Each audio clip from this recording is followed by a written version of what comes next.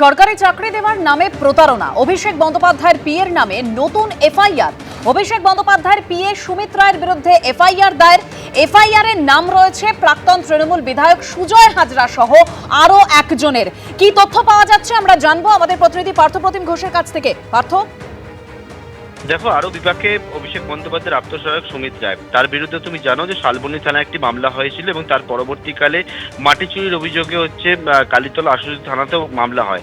এবারে তার বিরুদ্ধে নতুন আরো একটি মামলা হলো এবং সেই মামলার পরিপ্রেক্ষিতে এফআইআর রুজু করেছে পুলিশ। এটা হচ্ছে ডেবরা থানা এলাকায়। ডেবরা থানা এলাকায় এক বাসিন্দা, তিনি হচ্ছেন গত 16 তারিখে পুলিশের কাছে গিয়ে একটি অভিযোগ করেন এবং সেই অভিযোগের পরিপ্রেক্ষিতে আজকেই সেটাকে এফআইআর হিসেবে ট্রিট করেছে পুলিশ এবং সেখানে অভিযোগকারী যেটা অভিযোগ করেছেন সরকারি চাকরি দেওয়ার নাম করে প্রতারণার অভিযোগ। এবং এই জায়গায় তিনি বলছেন যে বিষয়টা অভিযোগকারীর অভিযোগ যে 2023 সালে সরকারি চাকরির জন্য তিনি চেষ্টা করছিলেন, তখন মেদিনীপুরের প্রাক্তন বিধায়ক সুজয় হাজরার সঙ্গে তার যোগাযোগ হয়। সুজয় হাজরা জানান যে আশিক গাজী নামে একজনের নাম তিনি উল্লেখ করেন, হাওড়ার নলপুরের বাসিন্দা। সেই আশিক গাজীর কাছে যান এবং সেখানে গিয়ে লক্ষাধিক টাকা দেওয়া হয় এবং সরকারি চাকরি পাওয়ার জন্য। এবং আশিক গাজী তাকে জানিয়েছিলেন যে সরকারি চাকরি পাবে এবং যে টাকা তিনি দিয়েছেন সেই টাকা অভিষেক বন্দ্যোপাধ্যায়ের আত্মসহায়ক সুমিত রায়কে দেওয়া হবে এবং তারপরেই তিনি চাকরিটা পাবেন।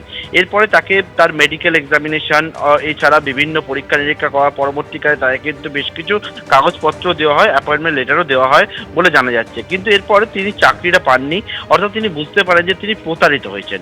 এরপর গোটা বিষয়ের পরবর্তীকালে তিনি টাকা ফেরত চেয়েছিলেন, সেই টাকাও ফেরত পায়নি, লক্ষাধিক টাকা।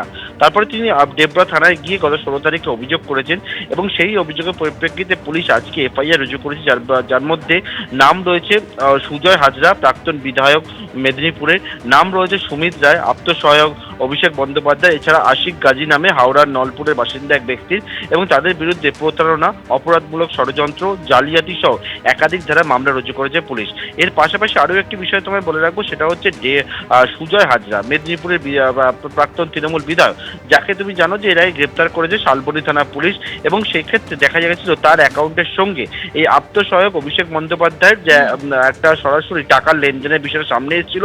সুজয় হাজরার দুটি ব্যাংক অ্যাকাউন্টের হদিশ পেয়েছে পুলিশের শালবনী থানার মামলায় এবং সেই দুটি ব্যাংক অ্যাকাউন্ট ফ্রিজ করার জন্য আদালতের কাছে আবেদনও জানিয়েছেন তদন্তকারী আধিকারিকরা। ধন্যবাদ পার্থ। সোশ্যাল সাইটে কুৎসার অভিযোগ, আইনি পদক্ষেপের ভাবনা বিদ্রোহী সাংসদদের।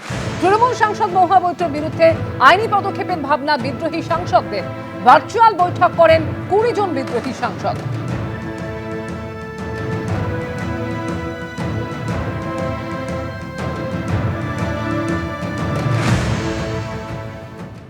প্রথমত আজকে এনসিপিআই এর একটা বৈঠক ছিল, ভার্চুয়াল বৈঠক, আপনারা মিট করেছেন একসঙ্গে, কি সিদ্ধান্ত হলো আজকে?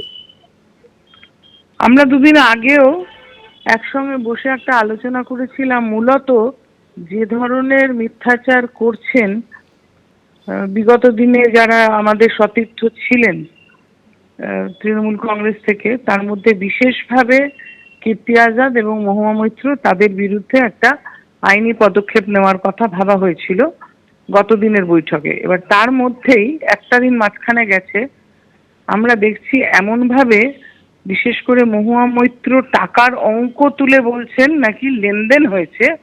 আমরা এর বিরুদ্ধে আজকে একটা ভার্চুয়াল মিটিংয়ে 20 জন মিলে সিদ্ধান্তে এসেছি যে এর এই মিথ্যা কথার বিরুদ্ধে আমরা বিশেষভাবে সংবাদ মাধ্যমের মাধ্যমে, আপনাদের মাধ্যমে জানাতে চাই যে কোনো রকমের আর্থিক লেনদেন হয়নি।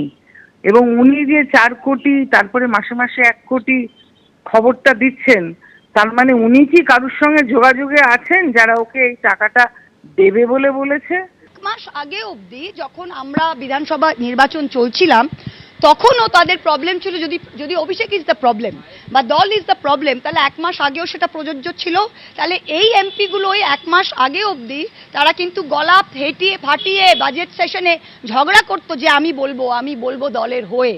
তারা হেলিকপ্টারে করে আমি প্রচার করেছি, রিক্সায় করে, বোলেরো গাড়িতে, হেলিকপ্টারে করে তারা দলের টাকায় প্রচার করেছে। তারা আজকে আমাদের নীতি শেখাবে? কেন আইনত দ্বারস্থ হন না কেন? What is the problem? ABP Ananda, এগিয়ে থাকে, এগিয়ে রাখে।